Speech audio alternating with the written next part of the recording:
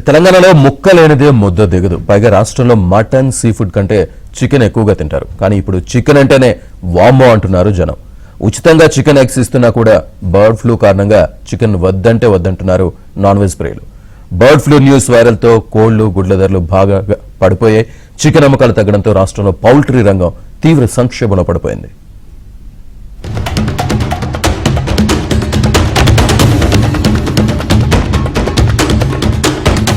నెల రోజులుగా bird flu కలకలం రేపుతోంది. ఏపీతో పాటు ఛత్తీస్గఢ్, రాజస్థాన్, మహారాష్ట్రలో అక్కడక్కడ బర్డ్ ఫ్లూతో కోళ్లు చనిపోతున్నాయి. కానీ మొదట్లో తెలంగాణలో ఆ ప్రభావం లేకపోయినప్పటికీ రాష్ట్రంలో సైతం చికెన్ అంటే చచ్చేంత భయపడుతున్నారు జనం. మరోవైపు బర్డ్ ఫ్లూతో కోళ్లు చనిపోయినట్లు అధికారులు ధృవీకరించారు. దీంతో తెలంగాణలోని అన్ని జిల్లాల్లోనూ బర్డ్ ఫ్లూ ఉందేమోనని జనం బెంబేలెత్తిపోతున్నారు.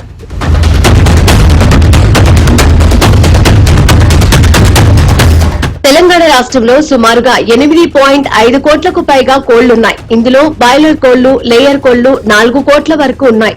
బర్డ్ ఫ్లూ కారణంగా అమ్మకాలు పడిపోవడంతో చిన్న పౌల్ట్రీ రైతులు దిక్కుతోచని స్థితిలో పడిపోయారు.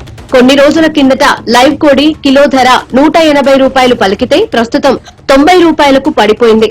6 రూపాయలకు అమ్ముడుపోయిన కోడిగుడ్లు ప్రస్తుతం 3 రూపాయల 50 పైసలకు పడిపోయింది. పౌల్ట్రీ రంగంలో తీవ్ర నష్టాలు వస్తూ ఉండడంతో కొత్తగా ఎవరూ కోళ్ల పెంపకానికి ముందుకు రావడం లేదు.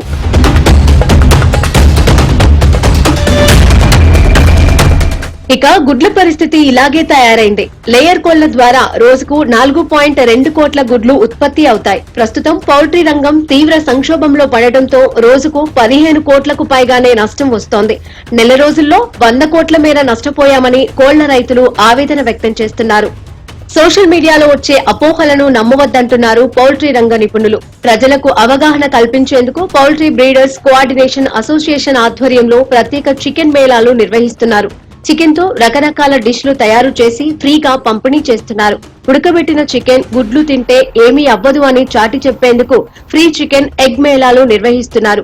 హైదరాబాద్ సిటీలో పలు ప్రాంతాల్లో నిర్వహించిన మేళాలో ఉచిత చికెన్ ఫ్రై ఐటమ్స్, ఎగ్ తినేందుకు నాన్ వెజ్ ప్రియులు క్యూ కట్టారు. ఇలా జంట నగరాల్లో జనం రద్దీగా ఉండే పలు ప్రాంతాల్లో చికెన్ ఫెస్ట్ నిర్వహిస్తున్నారు పౌల్ట్రీ బ్రీడర్స్. ఫ్లూ అనేది జ్వరం మాత్రమే, మనిషికి వచ్చిన జ్వరమే దానికి వస్తుంది. వచ్చినప్పుడు చనిపోతుంది. బర్డ్ అనేది షాప్ దాకా రాదు.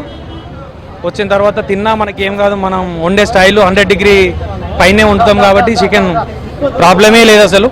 ఇది ప్రాబ్లం ఉన్నట్టయితే ఈ గవర్నమెంట్ వాళ్ళు షాప్లే బంద్ చేస్తారు, బర్డ్సే రానివ్వరు. అలాంటిది మేము వాళ్ళు పర్మిషనే ఇవ్వరు.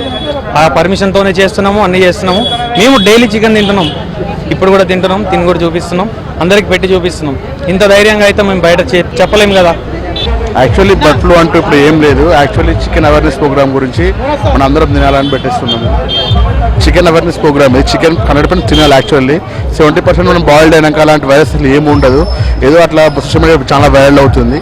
Actually main situation is the social media problem. అసలు వైరస్ అనేది లేదు, ఎక్కడో జరిగింది. దాన్ని వెటరనరీ వాళ్ళు దాన్ని అరికట్టేసిల్లు. కానీ బట్ ఏదో చిన్నగా అది పెద్ద బిజినెస్ మీద చాలా ఎఫెక్ట్ పడుతున్నది. అలా చేయడం చాలా తప్పు. Eat healthy and stay healthy.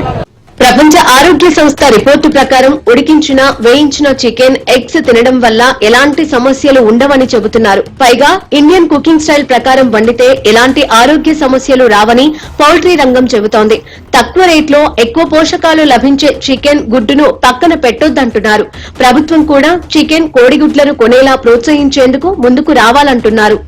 ఒకవైపు చికెన్, ఎగ్స్ రేట్లు నేలనంటగా మటన్, సీ ఫుడ్ ధరలు ఆకాశాన్ని అంటుతున్నాయి. రేట్లు పెరిగినా మటన్, సీ ఫుడ్ వద్ద జనం బారులు తీరుతున్నారు. ఈ బర్డ్ ఫ్లూ సమ్మర్ అంతా ఉంటే కష్టమే అంటున్నారు చికెన్ ప్రియులు.